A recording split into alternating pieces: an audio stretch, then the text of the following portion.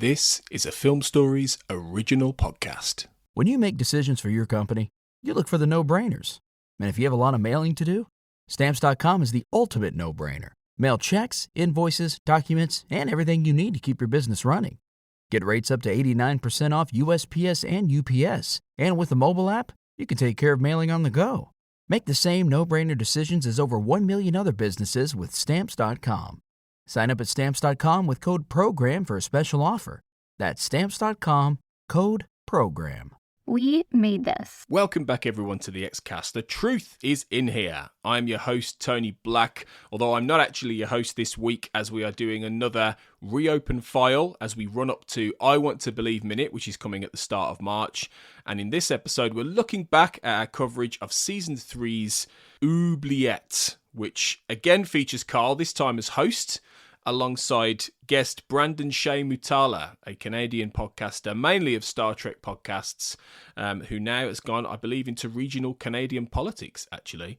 And somebody who hasn't been on the Xcast for a while, but did pop up in the early days and had some great X-Files opinions, some slightly eccentric opinions, as Carl mentions in the episode. But they have a great conversation about Oubliette, which is probably, of the episodes we're looking back on in February, the closest to I Want to Believe in some respects that we present to you, in the sense of it being about psychic connections, kidnapped girls, predators, etc. So while it's not the same plot as I Want to Believe, there's definitely some connective thematic tissue, not to mention Mulder and Samantha as the undercurrent charging this episode. So it's a great discussion. It was one that made sense to look back on. Oubliette, as they talk about in the episode, is quite an underrated X-File in many ways, and it's certainly a good companion piece to I Want to Believe. So sit back and enjoy from July the 20th, 2018, again a long way back, our reopen file about Oubliette. No one's going to spoil this.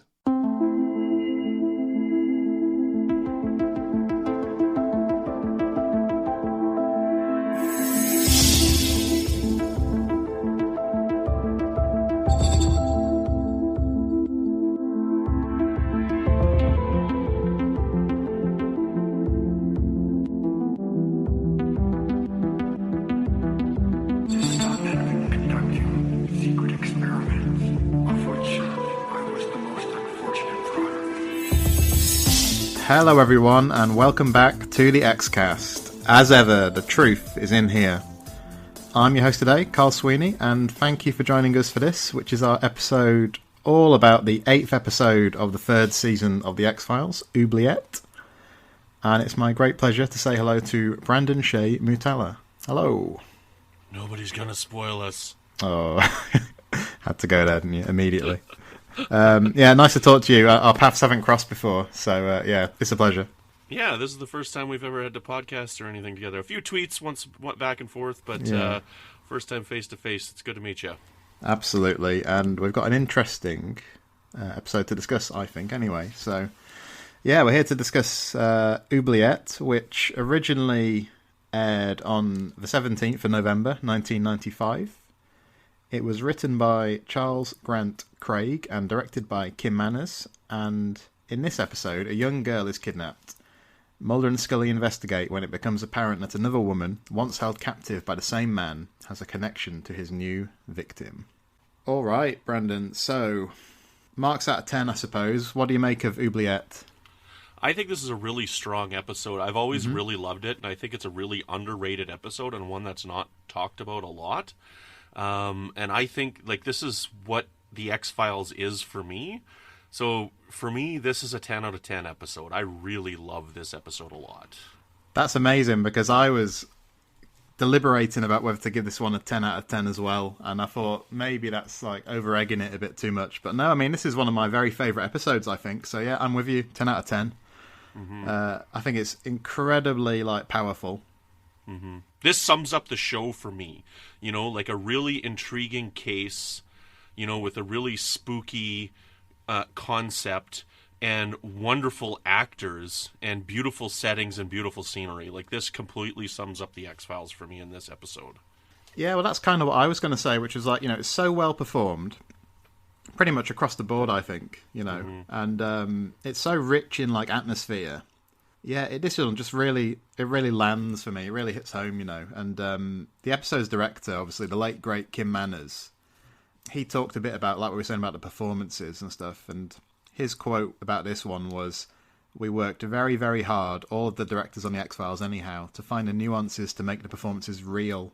And I think that's really true, isn't it? They really do feel like authentic and genuine, the performances here. Mm-hmm. That woman that plays Lucy, like my favorite scene is when she's eating the soup and the conversation that she's having with Mulder. They're talking about her past. Mulder's asking her if she's using drugs again. Like her reaction, and then that cook's reaction that's behind her, like that is spot on. Like I believe these characters 100% when I'm watching them. It's interesting because, yeah, she's a fascinating figure. I have heard some fans, over the years and stuff, people not really being into her performance and stuff. I just don't understand it because I think she's terrific, Yeah, absolutely. Like you can see the pain in her face, especially even in the teaser when you see her working in that restaurant and that coworker of hers is ragging on her. You get the impression that this is a frequent occurrence for her at this job, and kind of the way she like rolls her eyes, it's like, okay, again, I got to hear this, people complaining about my work abilities, and I don't know, she's 100%, this is a believable character. And I think David Duchovny's especially good too in this one, isn't he? Absolutely, yeah. All right, so just a bit of trivia. I mean, the title people might be wondering about. The word oubliette means a secret dungeon with access only for a trapdoor in its ceiling. So obviously, people will see the connection there. But it's derived from a word, oublier, Oublier, which means to forget. So, I mean, that's obviously relevant in terms of this episode and the whole series, really. The importance of, like, memory and trauma and stuff is, like, massive to the X-Files, isn't it? Absolutely it is. And this is an interesting one because the writer, Charles Grant Craig, this is his only script for the series, and I believe he even left the series before this episode went into production, So I'm wondering whether, like, maybe Chris Carter or somebody did a big rewrite on it.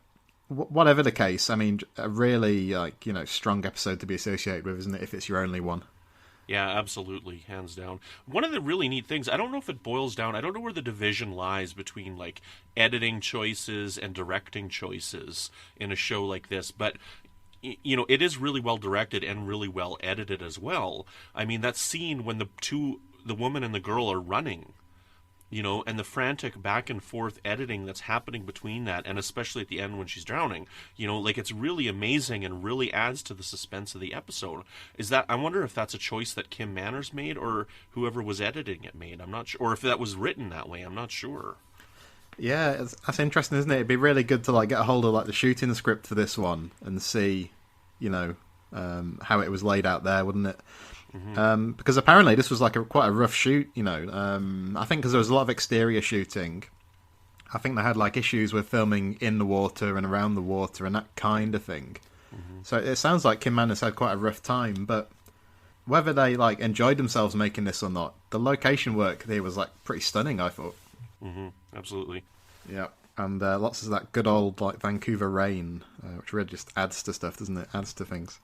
There's a woman who's written about this episode, or she touched on this episode in an essay she wrote. Her name was Elizabeth Kubek, and I just thought I'd read out this quote, because I like what she had to say about this episode, which was, while the voyeur Carl Wade represents a symbolic logic of duplication, the girls he kidnaps are the same age, and he photographs them obsessively, Mulder is able to resist reading Amy, Lucy, and Samantha as simple equivalents. He denies that his sympathy for Lucy is strictly related to his sister's loss, and suggests that Lucy's death is an escape as well as an exchange. Yeah, I like that. I mean, I just really like the idea that this is a great character piece, not just for Mulder, but for Lucy as well emerges as a real character, doesn't she? Absolutely. And, I mean, we'll come on to touch on, like, the Samantha parallels as well when we get there. I mean, what would you guess, if you had to guess, Brandon, on IMDb, what do you think people over there would give this one? I'm going to guess that this is probably in the mid-range because it's not one that people talk about, so I'd probably be guessing, 7 to 8 range. Yeah, well, it got 7.9 out of 10, and as of the time of recording this, that was from 2,481 ratings. 24 episodes in season 3, and this came equal 15th, which seems really low to me. Yeah, absolutely. That is pretty low. But it's one of those ones that people, I think it falls under the wayside because, people really talk about their love of the X-Files, and you get those fans that are really mythology-based fans, and those people that are Monster of the Week fans. And this isn't a Monster of the Week; it's just a traditional paranormal case. And you don't get people talking about, oh, my favorite ones are the simple paranormal ones. They kind of put them into the two categories of what the X-Files means. And for me, this is what the X-Files means, the paranormal cases, and these are the ones that I really like to watch. The last time I was on this podcast for an episode review was with Tony, and we were covering Aubrey, and so it's a very similar, there's similar themes and whatnot in those episodes a bit, with these psychic connections and stuff. And, well, I personally, I don't know if you're going to ask me this at the end, I don't necessarily believe in psychic activity myself, and I don't think that you can just suddenly reproduce water in your lungs.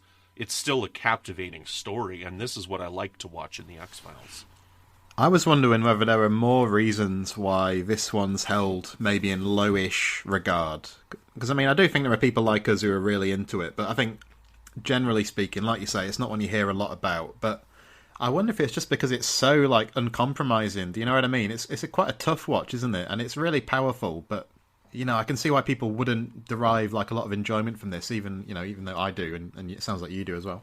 Well, that's one of the things that I find, frustrating about Trek FM that I'm on, and the episodes that they talk about when they talk about in their reviews. And there's episodes of Star Trek Voyager and Next Generation I think are amazing episodes, but they're not easy episodes to watch. Like the episode Violations from the Next Generation, when there's psychic rape that's happening on Troy, and I can't remember the name of it, but there's an episode in Voyager where the Doctor convinces Seven of Nine that she's been assaulted. And 7 and 9 has no memory of it. And they're both challenging episodes to watch, but they're not ones that people talk about because they aren't fun episodes to watch, This isn't Jose Chung's From Outer Space or Anasazi, that, they're either the comedic or the exciting action ones. It is a challenging one to watch because this is a more believable crime. When you make decisions for your company, you look for the no-brainers. And if you have a lot of mailing to do, Stamps.com is the ultimate no-brainer. Mail checks, invoices, documents, and everything you need to keep your business running.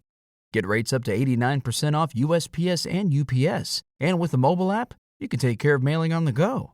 Make the same no-brainer decisions as over 1 million other businesses with Stamps.com. Sign up at Stamps.com with code PROGRAM for a special offer. That's Stamps.com, code PROGRAM. That could be investigated, I haven't seen this episode since I've had children, but, I've got a young 7-year-old daughter, and, I can't help but thinking about my daughter in a situation like this when I'm watching an episode like this and how traumatic that would be for me. But, that doesn't take away from the episode. That maybe even enhances it for me because I can see how terrible of a crime it is, even more so than I used to be able to when I was, in my mid-20s, probably the last time I saw this. Yeah, I agree, and I think what also enhances it is like we say about Lucy, she's such a great character, but she's a complex character, isn't she? She doesn't, you can't really pigeonhole her that easily. She's kind of got this prickly demeanour. You feel enormous sympathy for her, but things aren't necessarily clear cut in this episode. The episode doesn't have massive set pieces or anything. There's a bit of suspense, but it's quite unshowy in that respect. So I wonder if that's all kind of mixed in with why people would rate this one fairly lowly. I don't know. Mm-hmm. Okay. So I think, Brandon, now it's time for our in-depth, scene-by-scene look at this episode, Oubliette.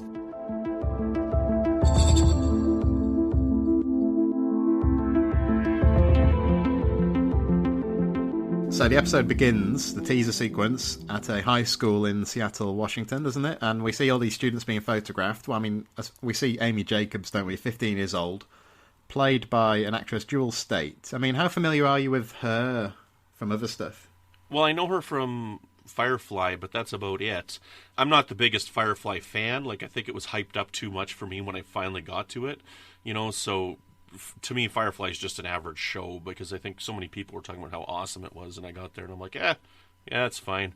So but other than that, I don't know what else she's really been in. So Yeah, I don't think I've seen her in anything else. I know she gets, whenever you mention this episode, people mention her name. Like you say, Firefly's the one I would associate her with, even though I haven't seen it myself. I think she had a recurring role in Stargate Atlantis. okay. But again, I never saw that series. I mean, she's good here, isn't she? She's good. She does what she has to do very well, I think. Yeah, and she's pretty young in this. Like, she's got to be, 15, 16 years old right at this time, hey? The character's 15, I think. I think she may even be a year or two younger. I think maybe the character's name... I think I read this, that the character's name was... the character's age was increased from whatever the original plan was. I think there was a real-life case they wanted to avoid some parallels with, I think. Okay. But anyway, I mean, we see the photographer's assistant, don't we? Carl Wade, played by a guy, Michael... I think it must be Chiefo or Chiefo, Chieffo. And I mean, we see immediately, don't we? He's kind of distracted or almost like infatuated, it seems, with Amy. And then we cut to his like dark room, I guess you'd call it. It's illuminated by this red light. And I mean, there's lots and lots of like really striking use of the color red in this episode all the way through, really, isn't there? Absolutely, there is. And the dark room and like what he's doing in there is such a spooky thing where you get his motivation right off the bat with very few words from him. He wants to be with these beautiful girls. He's a shy person, and to set his photo next to hers and then take photos of that, it's really, really spooky, but you get his motivation right off the bat. And I also like the touch that, they could have easily made him the photographer in the opening scene, but he's the assistant, isn't he? Yeah, not very good assistant. Yeah, exactly. He's in this kind of subservient role. I think it just kind of enhances, when you do see him wielding the camera later, it kind of enhances it, I think. So yeah, he cuts out photos of Amy, doesn't he? He puts his own image next to her and photographs it. So then the camera kind of ascends and we realise it's in some kind of basement room, and this is like the oubliette of the title, isn't it? So we see Amy and her sister asleep in their bed. He enters through the window, Carl does. He takes Amy. Nobody's going to spoil us, is what he says, and we'll hear that refrain a few times in this episode, won't we? It takes kind of a left turn. We see Lucy at the restaurant she works at, played by Tracy Ellis. I think you alluded to this scene already, but like she collapses with a nosebleed, and she also says nobody's going to spoil us. And we sort of come out of the teaser. We see it's 10:05 p.m. there at the restaurant, which is the same time as it was at the kidnapping. Because at that point, it's not an X-file; it's just an abduction, right? So they've added this parallel of what's going on between her and the words that she's saying and the time specifically to show you that this is now a paranormal case. Because up until then, it could be just anything. You might be like, well, why are we watching this case like this, right? Absolutely. But, I mean, overall, I think this is a great little teaser. And it sets up, like we said, the red light, the oubliette setting. It sets it all up nicely, doesn't it? And really intriguing, really good stuff. And then we pick up after the credits. We're at Amy's house. I presume this is the following day. So, I mean, it's interesting that immediately Mulder turns up alone, doesn't he?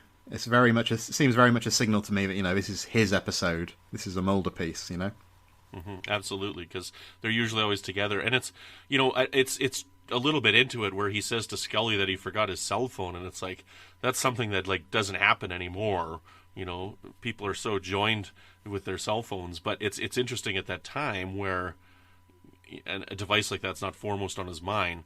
But he's so interested in this case that he is going to rush out of his house without it. And that's his primary contact device with Scully when they're on the road.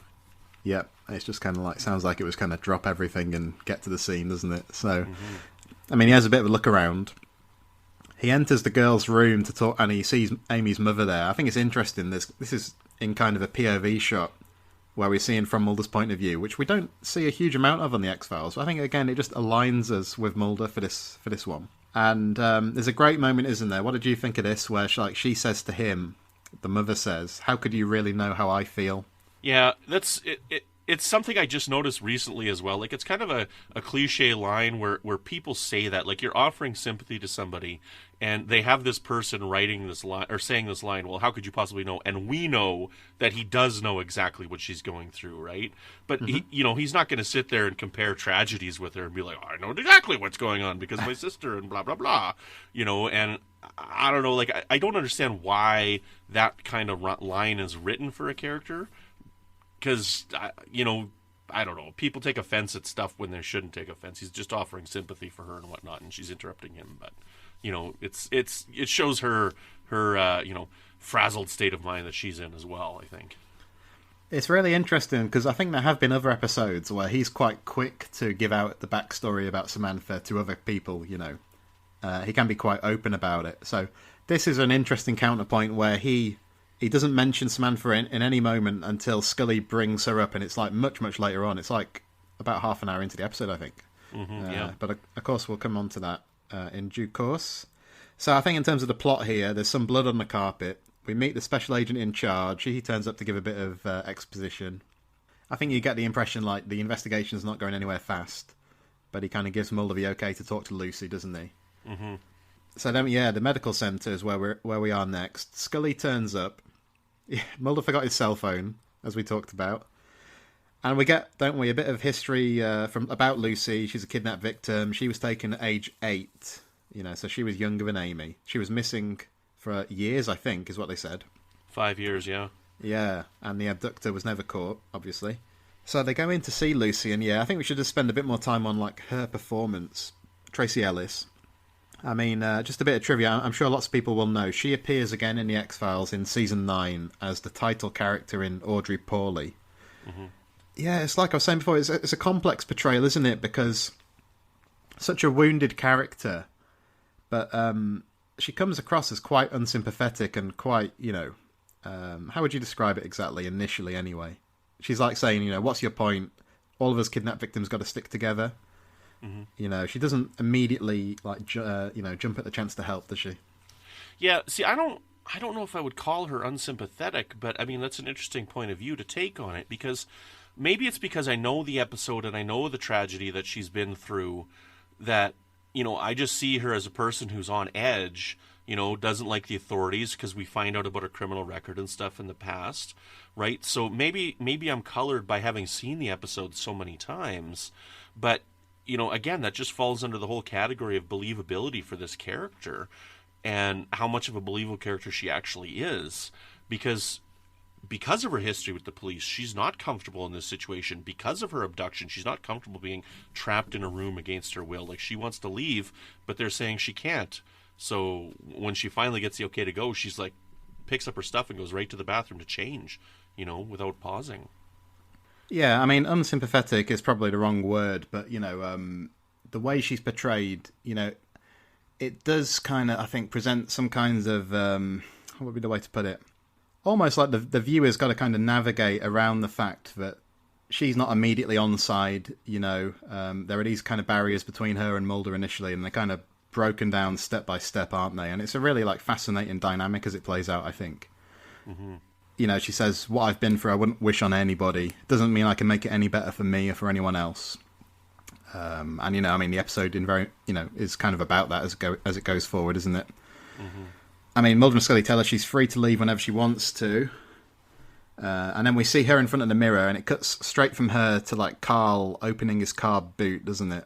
Kind of Amy's perspective looking up is what it seems like. He's got a flat tyre. This tow truck driver turns up to try and help out. There's some great exterior shooting here. Great, lots of rain. Very moody. Classic X-Files, it seemed to me. Yeah, classic Canadian extra too. Like, you can just the way that he talks and whatnot. Like, you could just I could hear the Canadian oozing out of his mouth, right? Like the way he says lunatic. Like, I don't know. Like, I can hear the Canadian in it. Yeah, I couldn't really. It's not the kind of thing I'd generally pick up on, But yeah, I'll take your word for it. And yeah, Carl's kind of annoyed by this guy's insistence, isn't he? He gets mad, he brandishes this tire iron. I mean, what do you think about Carl Wade? I mean, because I think when people talk about, the human monsters in the X-Files, quote-unquote human monsters, I think, people will mention, Donnie Pfaster from Irresistible, People like John Lee Roach is the guy from Paper Hearts come up. But again, you don't really hear a great deal about this guy, do you? So, do you have any thoughts on like this guy's performance and that kind of thing? I think he's sufficiently creepy for my level of acceptance. But again, I think this is a guy that's not thought of because this is an episode that people just tend to not talk about. Like Paper Hearts, now that you mention it, like that's not an easy episode to watch either. Like that's just as challenging as this episode to watch. So I wonder if it's because this episode doesn't get talked about as much because the references to Samantha are not quite so hitting the nail on the head. It's more subtle in this episode. Maybe that's part of the reason that people don't recognize its importance as an episode of The X-Files. Yeah, I wonder if, because like we say, this guy, the guy who wrote it only wrote one episode. And something like Paper Hearts, I guess, people slot it into like Vince Gilligan's, body of work or whatever. Something like Irresistible, people talk about, when they're talking about great Chris Carter episodes. But maybe because this one's kind of an outlier in that respect. I wonder if that's why people don't latch onto it, maybe. Possibly. But I mean, what I think about this guy, Wade, because like I say, someone like Donnie Faster in Irresistible, I think when I talked on the podcast about that episode, what I said was like, he's a very memorable antagonist and everything. But I find it quite hard to believe he'd like coast through life undetected, Faster. Whereas with this guy, Wade, and with the guy in Paper Hearts, I completely believe, no questions asked, that, he could, like, stay under the radar and not attract attention to himself. Do you know what I mean? Yeah, because he is so quiet, and he's not really creepy looking. Like Donnie Faster kind of has that creepy tone of voice and that creepy look to him. But this guy, he's just got an average Joe look, and, he's got an average Joe voice, and, he can definitely slide under the radar for sure. Yeah, because I think like Donnie Faster becomes kind of like a slasher film kind of villain by the end of Irresistible. He's kind of spitting out catchphrases and stuff. And I don't think Carl Wade does. In many ways, I think that's also very, very unsettling, the way they portray him here. No line like, girly girl. Not quite. All right, the FBI field office. We get some backstory about Lucy's criminal record. Mulder's saying, he just doesn't think she's involved, Scully makes a connection about blood types, so the evidence is kind of pointing towards that Lucy may have Amy's blood on her. Mm-hmm. Or Lucy may have had Amy's blood on her, when she collapsed. I'll tell you one reason why I think people... Did you know that most vitamin D3 supplements come from sheep's wool? I'm Kat, founder of Ritual. We're making traceability the new standard for the supplement industry. When I was pregnant, I couldn't find a multivitamin I could trust, so I created my own. Ours is made traceable, third-party tested, and clean label project certified. Oh, and our vitamin D3? It comes from sustainably harvested lichen from England, not sheep. Trace for yourself with 25% off at ritual.com/podcast. Maybe have a few issues with this episode. I think I've heard a bit of back and forth about this in the past, is like Scully's role. I seem to remember seeing some comments in the past that, perhaps she's too unfeeling or something. But, I mean, to me, it just seemed like she was following the evidence in front of her. I don't know how you saw it. It's interesting because I'm a little conflicted with her role in this episode because she is just following the evidence trail, but she does seem a little more detached than normal from the episode. Like, she is going about it in a straight path, and usually she's a little more receptive to Mulder's point of view, and in this episode she really doesn't seem that receptive to what he wants to say, and she is really boiling it down to his the past with his sister, and she's almost being dismissive of it, where he's got this hunch, one of these hunches that Mulder has, that there is some type of deep connection. I don't think it takes away from the episode at all, but it is kind of a conflicting point of view that we don't normally see Scully in. Yeah, I don't think it takes away from it because, I don't think every episode necessarily has to be a Scully showcase. But, I can see that another way to kind of set this one up would be to have Scully kind of reflecting on her abduction, for example, wouldn't it? I don't, when people raise it as an issue, I think it is a valid point for discussion, certainly. Mm-hmm. And then we're at the Bright Angel halfway house. Lucy's in bed, shivering. This guy... I didn't catch his name, but he brings her a blanket. He notices cuts on her face, doesn't he? Mm-hmm. So, she's saying stuff like, why is it dark? I can't see. And then we cut to Amy in the dungeon. And there's a really terrifying moment I thought here. I don't know about you, but it's when Carl kind of appears. I don't know what you call it. It's like the peephole, or it's like this slat that's been opened where he can look through and his eyes appear. Yeah, it Chills. gets me every time watching the episode. Like, I watched it twice to prepare for this, and I jumped both times. Like, Mark Snow's music, and, you know, just the way that the eyes just pop into frame there, you know? Like, yeah, it definitely works. Yeah. So, I think the next couple of scenes are at the halfway house too. You know, Mulder is there. He sees Lucy's kind of being examined by a medic. He talks to her in the kitchen. I think what's really interesting in this scene is, like, she just really doesn't want to engage. She won't look at him in the eye. And I think if you notice in, like, all the subsequent scenes, she kind of gradually relaxes in his presence. I thought it was really well done, actually. Mm-hmm. Yeah, like I said earlier, this is my favorite scene in it. Like, the way she's just, you know, hunched over that bowl, you know, slurping it up, answering his questions and whatnot. And you can see in this scene that Mulder isn't, you know, he's not blind to what's going on. He's not blind to who this woman is, and he's asking the right questions, you know. Are you using your drugs again, right? You know, things like this. Like, he's aware of the situation. He's aware of this person's history. He's done his investigative work on it, right? And that shows in this scene. I mean, I really do think this is one of Duchovny's best performances in the entire series, really. I know he gets some criticism for his acting that's justified at times, but this is really good, and he just seems to be really good in these episodes, these situations where Mulder's required to be really empathetic. I'm thinking of stuff like Mind's Eye, Sanon's Eye, Closure. He just manages to, like, tap into the emotions required, and he almost seems to approach them in a really, like, heartfelt way. Yeah, I've never had an issue with Mulder's acting. You know, going back on the series, like, I've been following along with the X-Cast, watching the episodes. It's been a really long time since I've done an X-Files watch through. And, you know, certain episodes where people say he's calling it in, I almost don't even notice it. And maybe it's a nostalgia that I have for the show from my teenage years. But even episodes like Excelsis Day, like, to me, that's just Mulder. You know, like, that's just his character and his actor. And the episodes like this where it is more personal with him, we do get this softer Mulder. But I don't know, like, I've never really noticed Mulder, or David Duchovny, phoning it in myself. So I'm trying to watch for that a little closer now as we go along. Yeah, well, I personally think it doesn't really become too apparent until, like, the Los Angeles years. Okay. Like 6 and 7. I think you can discern it a bit more there, especially some of the episodes in 7. Okay. But what's fascinating is, like, when he gets a really good script, even at that stage, he kind of really turns it on, you know. So it's kind of variable, I think, week to week a bit. Well, then I'll be thrilled to be watching out for that when we finally get there on the X-Cast in 2035. Something like that, yeah, the way it's going. Where are we? So we see Amy again, and here's another creepy moment. It's when she's in a dungeon in the darkness, and that red light appears on the wall, you know, and then you suddenly realise that he's taking photos of her. It reminded me a little, I don't know if you ever saw the film, it's from 1960, a British film, Peeping Tom. Oh, yeah. Yeah. That's an amazing, amazing film. It's a fascinating film. It kind of ended the director Michael Powell's career almost, you know. And this episode, this scene is such a disorienting little moment, isn't it? Yeah, it is, because she doesn't quite know what's going on, right? And, you know, even her reaction, like, just her startled reaction when the flash goes off, you know, she's just shocked and doesn't know what's going on, right? Yeah.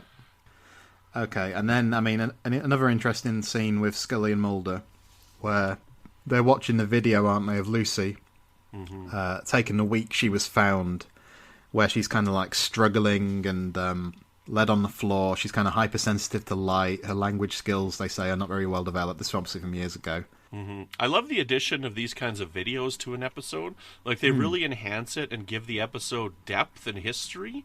You know, like, the other one that I was thinking of is that video in the season 10 episode where it was all the kids with the body defects, you know, and they had that video of the past. And, you know, they've done it quite a few times in the X-Files, but I really like seeing that. Like, it adds so much to the episode, and it's such a world building element with something so simple as, you know, an interview video, right? Like a recorded history video.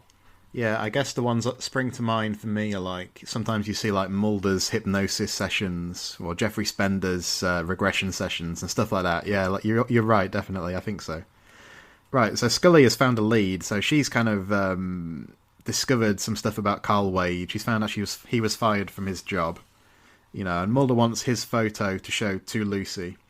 But then we're back at Carl's house, I love the way his house is kind of lit through this episode, Very dark. Yeah, but you get these like beams of light kind of running through the house, like these shafts of light, don't you? Mm-hmm. I mean, here he leaves in the car, he's off into town, it looks like, and Amy kind of sees an opportunity to escape, doesn't she? Mm-hmm. There's a bit of like cross-cutting back and forth here. So then we're with Mulder and Lucy. And yeah, there's a moment where like Mulder touches her and she's like, whoa, don't touch me. Mm-hmm. And it's stuff like that in this episode that feels very like authentic and genuine, doesn't it? Because again, even there, it adds so much to her past. Like, it's never really explained what happened to her. We're given the impression that it's very similar to what happened to Amy, the same type of abduction, where maybe he never finally raped her or anything like that. I don't know if he ended up raping Lucy while she was in his custody or whatnot, but whether he did or not, I'm thinking at some point, she doesn't like to be touched like awkwardly by a man. So like, I mean, it adds something to the character. Like, I'm guessing the character of Lucy has had a sexual assault at some point in her past, maybe on top of what's occurred with this previous abduction for her as in her youth, with her criminal history and her prostitution history and stuff like that. Yeah. And I mean, I know with Amy, they make a point of saying like, Carl never touched her. I think they sexually assaulted her. I can't remember exactly how they phrase it, but yeah, I don't remember them explicitly mentioning that with Lucy. That's interesting. I mean, she's saying like, I was doing okay until all this happened. Just really heartbreaking stuff. Yeah. Mulder shows her the photo of Wade, doesn't he? And she kind of leaves. And then this is cut with, Amy escaping the dungeon. I think we go back and forth a few times, because Carl returns. He notices she's got out and he pursues her into the woods. So there's some real tension here, isn't there, in the woods, this kind of foot chase. When she's cross-cutting with the running in the city, it's frantic, and it's like she can't control herself. This psychic connection is almost controlling her. Yeah. Not just what's going on with her body, with bleeding somebody else's blood, or later on with the water, but it's even her actions are sometimes like completely overtaken by the psychic connection. I want to go back to something you pointed out there, just because I think it's the importance of the episode and the importance of the character, is when she says, I was doing fine until this happened. And you can see that in her character, and that sums up Lucy so well, because she's in a halfway house, she's got a job, she's cleaned up her life, she's stopped taking drugs, she's passing her clean drug test and whatnot. Like, this is a person who's struggling in her life to get back on track. And this thing that she never asked for starts happening to her. Like, I'm guessing nothing like this has ever happened in her life before. She's never experienced any type of psychic connection because she's completely confused and doesn't understand what's going on. And she says, I was fine until this happened. Yeah, because there's an interesting like detail that's kind of thrown in there at one point. I can't remember exactly where, but they mention like an ex-boyfriend she had who's now in prison or something. Yeah. And you just get the sense, they don't labour it, but, she must have had a variety of, like, kind of toxic associations through her life, really. And before this happened, it seemed like she, like you say, had kind of extricated herself from a lot of that. Mm-hmm. Yeah, so then Mulder's kind of talking to Lucy about Carl. And like I said, she's now more willing at this point, slightly more willing to kind of meet his eye, sustain some eye contact, And, like, he's putting it to her that she can sort of feel what Amy's going through. And this is the point where Scully and the other agents turn up to arrest Lucy. They've kind of... Scully calls it incontrovertible evidence that she had Amy's blood on her. Lucy obviously bolts. I mean, what do you think about like this connection between Amy and Lucy? Because it's not the most like scientifically grounded of phenomena that we've ever had on the series. I don't think that matters, personally. No, there's lots of stuff in the show that's not believable. This is far from the most unbelievable thing we've seen in the X-Files. Yeah, well, it's not even so much that it's not believable, that they don't really even attempt to put like a scientific veneer on it or anything, do they? I mean, Mulder kind of lays out his hypothesis a bit later, but if you're watching this, the series for the science or whatever, this is not the episode for you, I don't think. Yeah, and I don't get the impression that Lucy bolted. Like, it's, I know that you use the term, like, she does leave and whatnot, but I got the impression that this is another example of she was under the control of this psychic connection that she got, because she ends up at the house of Wade, right?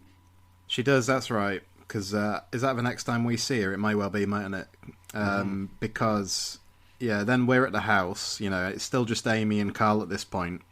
He's asking her, like, why did you run away? She's, like, begging him, isn't she, for water. She's like, she doesn't want to die here. She wants to see her mum, she says, and he doesn't respond. I mean, all this stuff is just kind of devastating, I think. Devastating to watch, And one of the little touches in this scene that I think is one of the most dehumanizing things he does to her is when he's given her the water. And he's making her drink it, and he forces too much into her, right? Yeah. Like, doesn't give her a chance to breathe. Like, it's this frantic thing that's going through his mind, and that he's almost not seeing her as a person because maybe he's not feeding her properly. Maybe she's, not giving her food and water properly while she's in this cellar. And, water will become increasingly important as the episode proceeds, won't it? And, the special agent in charge, he's putting out wanted posters with Lucy's face on. Mulder's kind of, I think he sort of advises against that approach, but is ignored. Mm-hmm. His theory is that Lucy may have bled Amy's blood. And then there's this really fascinating exchange between Mulder and Scully, isn't it? I mean, like we said, they disagree. There's a clear, opposition between them in their approach to this case. Mulder brings up the notion that some kind of empathic transference has become established between Amy and Lucy. But Scully kind of levels the charge at him, she's sort of saying, you're becoming an empath yourself, and, this is the first mention then directly of Samantha, like I say, about 30 minutes in. Yeah, so then Mulder comes back. I think this might be my favourite moment of the episode, actually. So his retort to Scully is like, you don't think I've thought of that? I have. And not everything I do, say, think and feel goes back to my sister. You of all people should realise that sometimes motivations for behaviour can be more complex and mysterious than tracing them back to one single childhood experience. I don't know, it's a great moment, I think. Mm-hmm. It's a wonderful line because, people looking from the outside might think this, and, it could very well be that is the reason for what's going on, but... And I know that characters and people in general have a tough time disassociating themselves from their personal experiences that they've had in their life, but sometimes they actually are able to do it, and it's difficult to see that from the outside. So it is a really wonderful line that Mulder has. And reportedly, I mean, I don't know this 100% for certain, but reportedly it was a Duchovny ad-lib, those couple of lines there. What I like about it is this exchange, it kind of mirrors almost an exchange that happens right at the beginning of the series, episode 4, Conduit, where Scully says to Mulder, look, stop chasing after your sister. Mm-hmm. And I like that exchange in Conduit because, we're still getting to know the characters, we're still defining who they are. So that sort of more straightforward exchange there is fine. But now we're 3 seasons in. These actors know these characters inside out now, and I think it's really appropriate that at this point they sort of delve into the psychology a bit more deeply, Absolutely, yeah. And what it also does is it means that, if it was just a straightforward, that Amy and Lucy were like Samantha surrogates, they wouldn't necessarily be characters in their own right, would they? They'd just be kind of stand-ins for Mulder's sister, but this exchange makes that more complex. It doesn't... like you say, obviously Samantha's experience might well be kind of underpinning what Mulder's thinking here to some degree, but they're not just, they're not surrogates, they're not just stand-ins for Samantha, they're people in their own right, aren't they? Mm-hmm. Absolutely. Okay, so then we meet your this Canadian tow truck driver again. Take off, eh? He's come forward, with his encounter, or about his encounter with Wade. So I think they're pieced together. They know where he is. They think it's the same place Lucy was found like 17 years ago. There's a bit of smart police work here. They decide to check the photography store. They know, they think he might have an account there. The next thing we see is, all these agents turning up, in force. Quite a few of them at Carl's house. So again, there are these moments of suspense that creep into the episode. This approach to the house is suspenseful, I think. And the trapdoor is open, we see. Mulder kind of lowers himself into the dungeon, into the oubliette. But Amy's gone, but Lucy, very, very sadly, hasn't been able to escape. She's back in the dungeon once again. She's back where she was all those years ago. Yeah, it's spooky. Like, when I was watching this episode the second time, watching them back to back as quickly as I did, that's when you start to look at the little inconsistencies and like, maybe that doesn't make a little bit quite so much sense, and in this one here, I'm like, would they let Mulder go down alone in there, into this area? Like, it could be dangerous down there, but it's spooky to see her in the corner. You think that it might be Amy, and the way they film it, you think it might be her. And it is kind of a surprise to see Lucy as the person that he pulls out. How did she get there? What's going on? I mean, at this point, the agents are questioning her, and like that special agent in charge guy is really running out of patience with her, isn't he, at this point? So Mulder takes her outside, and she starts to open up to him much more now. So again, it's been coming, isn't it? This kind of her kind of becoming more receptive to his requests and so his approaches to her. Well, it's because of the way that he speaks to her, like he's not talking to her in an accusatory way, like this police officer and even Dana Scully are like, I think a lot of it is colored by Lucy's past and the way that they see her, and Mulder, he says that earlier on, like when Scully mentions that she wants to test the blood, he's like, look, I don't want this to get out there because I don't want her to people to think she's a suspect until we have absolute proof that she's a suspect. And I think that a lot of people would jump to the fact that she'd be a suspect simply because of her past. What I really liked here was, there's kind of a contrast here where, like, Mulder says to her, you're sharing her pain, and, like, now Amy needs some of your strength. I really liked that. A nice couple of lines. So Lucy starts to shiver and cough, and this is the point where Mulder kind of realises, he kind of intuits that, because of this, he realises Carl and Amy must be near the river. Lucy, in her own way, is trying to tell him that, he thinks. And then I guess this is, like, it's not really the action, it's the kind of the climactic sequences, though, at the river. Amy's being held, she's kind of coughing and gagging like Lucy is. Nobody's going to spoil us, he says again, and he holds her underwater. Again, we're kind of going back and forth to an extent here, a few times, between Amy and Lucy. Mulder and Scully turn up, Mulder shoots Wade, and they remove Amy from the water. And I don't know what you think, but, like, for all the stuff we said about this may have been a difficult shoot, but this, like, setting provided, like, a really dramatic backdrop, I thought. Especially, like, when you see, in some of the shots, you see the waters kind of really kind of rushing around, kind of gushing. Yeah, it's not a little stream. Like, this is a river, a raging river that they're trying to go through with. So it adds tension, it adds drama to it. It really does. It really does. And the performances do here, don't they? They're very urgent. Especially, like, you get the CPR on Amy. Mulder apparently kind of persisting too much, isn't he, with the CPR? And then we get the moment we see Lucy stop breathing just before Amy begins to recover. Then that leads up to another incredibly powerful moment, I think, which when Mulder turns up, it's kind of dark now, isn't it? Night has fallen. He sees Lucy's body. He touches her face, Lucy's dead body, of course. He touches her face as the camera retreats, like, upwards into the sky. I mean, very powerful in the context of this story, Almost even more powerful when you know what happens later in the series, that Mulder's sister will be dead, has been dead all along. Spoilers, sorry. Like, whichever way you look at it, whether you directly equate Lucy with his sister or not, whether you think he does or not, it's just incredibly touching, isn't it? Very sad. Yeah.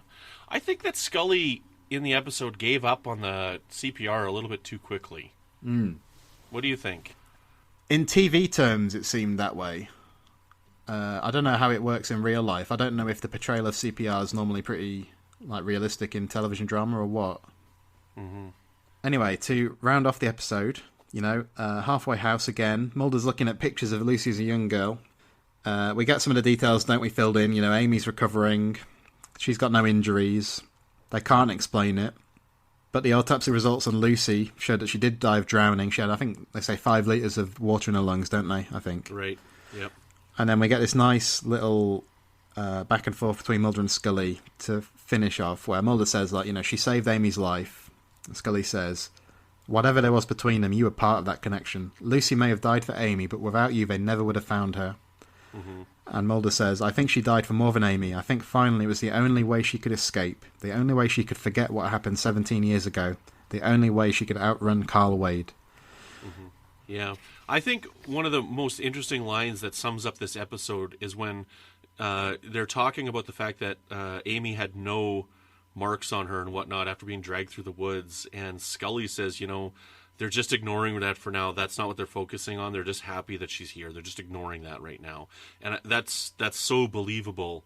Like, this is a thing where something miraculous has happened, and they can't acknowledge it because because of the opposite end of the tragedy, you know, and how tragic it could have been, and just the gratitude for having the daughter back home. I love that line because it just sums up everybody's approach to this the whole time, because nobody believed Mulder's theory. They thought it was lunacy, you know, but they don't care. They're not going to explain the 5 liters of water. They're not going to explain the lack of damage to Amy. I don't know, it really sums it up for me. Yeah.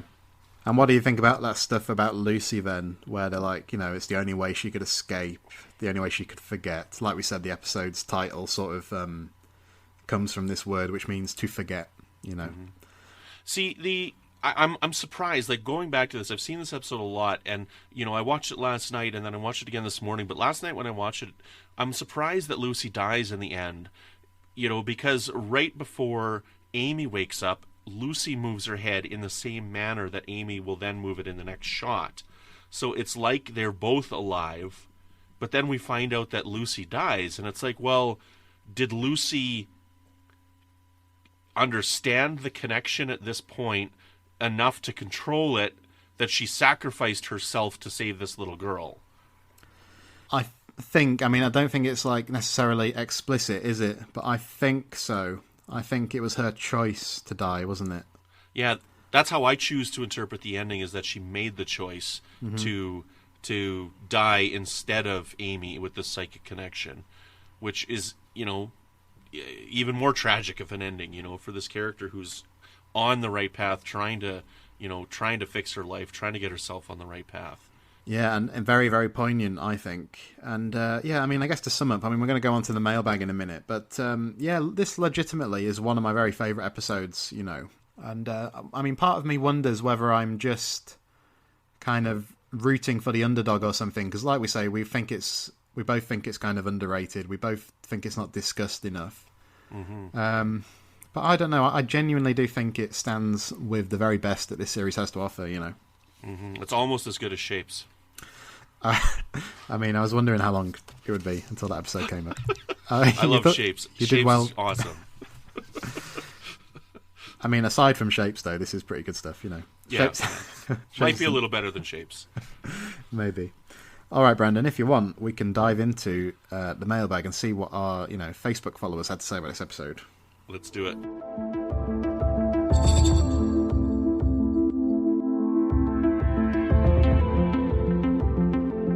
All right, I mean, we'll just do 5 or 6 of these, I think. And the first one is from Mara Function-Jaeger, who said, I love Mulder pointedly telling Scully that not everything I do, say, think and feel goes back to my sister. Up until that point in the episode, much of the audience may be automatically drawing the same parallel that Scully did. Mulder's comment suddenly reshifts the focus and makes it clear to the viewer that not every abduction case is about Samantha. It also makes Mulder more of a sympathetic character in a way, because his drive in solving the case is selfless and comes simply from caring about those involved. I think Scully's season is moved by this as well, inspiring her to make that comment at the end about Mulder's connection to Lucy. And I think that's a good point. Like we talked about, you know, a bit about Scully's role here. But yeah, she does seem moved at the end, doesn't she? So that's a good observation, I think, there, isn't it? And Clara Jean Cook got in touch to say, this is one of my favourite episodes. I like so many things about it, but one aspect of the episode I am most impressed with is the characterisation of Lucy Householder. She is both sympathetic and unsympathetic at the same time. She feels like a very real character. And yeah, we already said this, didn't we? But I agree. It feels totally authentic. So, like, it would be interesting to know, you know, maybe like what preparation the actress did, for example, to kind of get into character for this. You know, how exactly did she approach it? I'd love to know that. Yeah, I wonder if she did any study, like maybe with former addicts or anything like that to try and get that. Because, again, I just go back to that scene where she's eating the soup and just the way she's hunched over the bowl. Like, I just loved her portrayal in this episode so much. Do you remember her Season 9 episode she appeared in, Audrey Pauly? Have you seen that? That's the one with the house, right? The dollhouse or something? Well, that's right. It's like a floating hospital in the sky is how you kind of see it. I don't remember the episode very well. I vaguely remember it. I know her like I know her from this. Like this is the role that I know her for when I see her. She was in a Voyager episode as well. She was Icheb's mom. We find out that she was in a Star Trek Voyager episode as well. But this is the role that I associate her with. Like, you know, there's certain characters, certain character actors that you see everywhere, and I just associate them with the X-Files. You know, I don't know how to say his name exactly, but, you know, Zeljko Ivanek, like whenever I see him, I think of Roland. You know, because he does such an amazing job in that episode. And there's a few people like that this is where I always will associate them from, is the X-Files. Yeah, I mean, in terms of her, though, that season 9 one is, that's another good performance. And that's actually a pretty decent episode for season 9. So, yeah, worth checking out one day when you get the opportunity. 2042 when we get there. Yeah, on the X-Cast, yeah, definitely. Right, Andrew Blake has said that this is an underrated episode on the long-lasting effects of trauma and abuse. I think this episode is pretty underrated, even if it's not particularly memorable.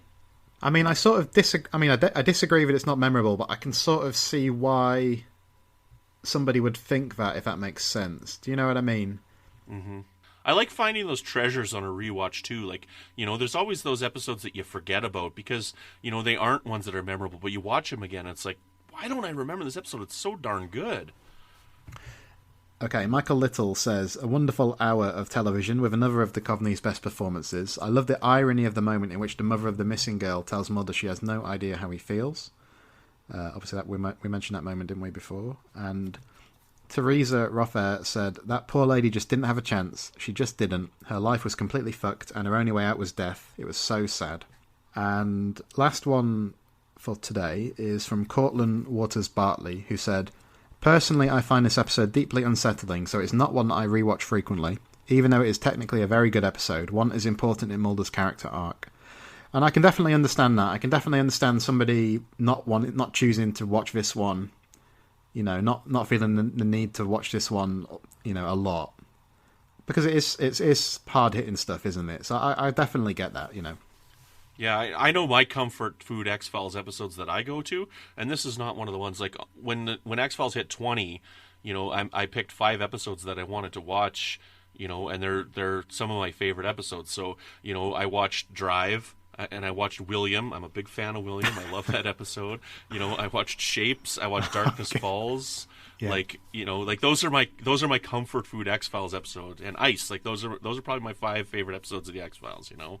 So I'm all over the place with my fandom, and I get it. I get harassed for it. You know, Zach Moore is probably going to tweet me after this and say blah blah blah Shapes or whatever, and I get the same one because I love Alternative Factor for the original Star Trek as well. Okay. So. I'm stunned. William and Shapes are on your top. Okay, anyway, who am I to cast aspersions? Anyway, no, I mean in terms of Oubliette though, I mean this would be probably in my top 5. It's right up there anyway. But at the same time, I do get the. I get why it's not on a lot of people's lists. I think I understand it, even if I, you know, differ myself. All right, Brandon. I mean, you specifically requested to undergo the X quiz, didn't you? Yeah. All right. I mean, I'll just say straight away that I mean I didn't have time this week to like go through looking at license plates and that kind of thing. So these are pretty simple, I think. So it should be a 5 out of 5, to be honest. So anything less than that, and I'll be disappointed, Brandon. All right. Okay. I actually gave one of the answers away during the rundown there as well, sadly. But anyway, question 1. Are you ready? Yes, sir. What is the name of Amy's high school? Oh. I don't know. I couldn't even venture a guess, so I'm disappointing you right off the bat. I'm so sorry. I am disappointed. Valley Woods High School. Valley Woods High School. I would have even said, like, as a guess that it's probably named after a person, but I'm even wrong there. Oh, well. Don't worry, there's 4 questions left for you to recover, so plenty of time. What is the name of the special agent in charge? Larry. Well, we don't... Okay, I'll give you another go, because we don't have his Christian name, we just have his surname, I think. I don't even know. Oh my goodness, I wrote down, like, other things here. I've got, like, numbers, and, like, I didn't put names. Yeah. Well, he's referred to, I think, as Agent Eubanks. Okay. All right. Okay, so you're 0 for 2 as we stand. Oh, you're stumping me. Good. This is great. I'm okay with that. I don't mind. Question 3 is, what is Lucy's boyfriend, possibly ex-boyfriend, I don't think they clarify, what is he in prison for? They mentioned 2 things here. I think it's robbery and assault, isn't it? Well, one of them's assault, so I'll give you half a mark for that. It's Okay. assault and child endangerment is what they say. Yeah, you're right, yes. Yeah. You know what I have down, you better ask me, is what's the name of the halfway house? Because I wrote that down.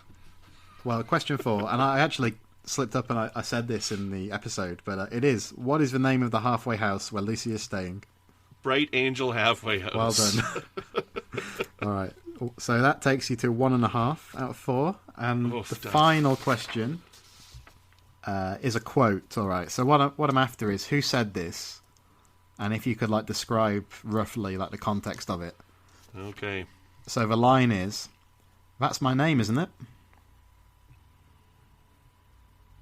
That line again is, goodness. "That's my name, isn't it?"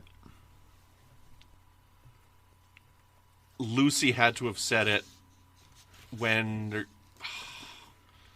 I failed. No. I failed this test. Well, yeah, you did, because it's not Lucy as it happens. Oh my goodness. This was Mulder to Scully. Oh, yes. Spooky.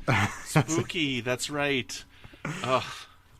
Awesome. That's a great quiz. Good job. That's good. Ah, well, yeah, considering I kind of threw it together in 2 minutes. Yeah, not bad.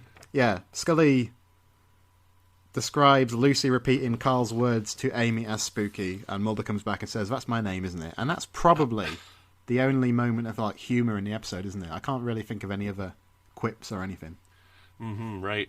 All right, so 1.5 from a possible 5 is what I make it. I'm okay with that. Oh, well, it gives you, something to top next time you come on the X-Cast, isn't it? So at least. So...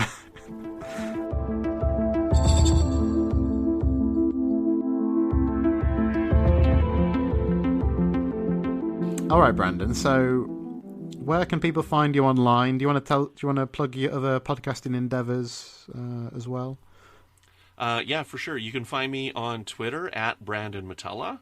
I tweet fairly regularly, and I've got a couple podcasts right now. I'm on Trek FM with a podcast called Warp 5, which is all about Star Trek Enterprise, and you can find me over on the Fandom Podcast Network with a show called Good Evening, an Alfred Hitchcock podcast, which is all about Alfred Hitchcock's movies. We're going through them one at a time. Good stuff. Well, thanks very much for joining me on this one. Yeah, I'm really glad. I was wondering, because of you, I know you're renowned for some of your eccentric opinions, and I thought, if he comes in and he gives Oubliette a 2 out of 10 or something, I thought, this is not, But happily, we're on kind of the same page. So, yeah. Well, sometimes the best discussions happen when people disagree. But no, I'm glad you love it too, because I find it such an underrated episode, and I'm glad that a lot of the listeners who commented in the Facebook group as well seem to think that it's an underrated episode. It shows that there is some love for it, and there are people who really do enjoy the episode. And tweet me if anybody wants to tell me about their love for shapes. Yeah, let us know if you get anyone take you up on that. But cheers, Brandon. Thanks very much. Excellent. Thank you. I had a blast. In the meantime, listeners, you can find us in the usual places. On Twitter at the X_cast. On Facebook, type in X-Files Basement. You'll find our fan group. If you get a minute and you can spare the time to rate us and review us on iTunes, that would be fantastic too. But until next time on the X-Cast, always remember, trust no one. The X-Cast, an X-Files podcast, is produced and presented by Tony Black, alongside a dedicated group of podcasters and X-Files fans. You can find us on Twitter at the X-Cast, and on Facebook if you type in the X-Cast, or at our group X-Files Basement, an X-Cast podcast fan group, where you can continue the discussion about all things Mulder and Scully. If you want to support the X-Cast further, you can now subscribe and become a patron of the show on Patreon. On Google, just type patreon.com/the Xcast. That's Patreon. You'll see all of our tiers, subscription options and perks, which include early access to episodes, bonus content such as commentaries on X-Files episodes, access to a patron chat zone, and even appearing on one of our patron roundtable discussions. We would appreciate any support you can give the show, so just go to patreon.com/the Xcast to find out more. Our title music is provided courtesy of Will A, who you can find on Twitter at IamWillAYE.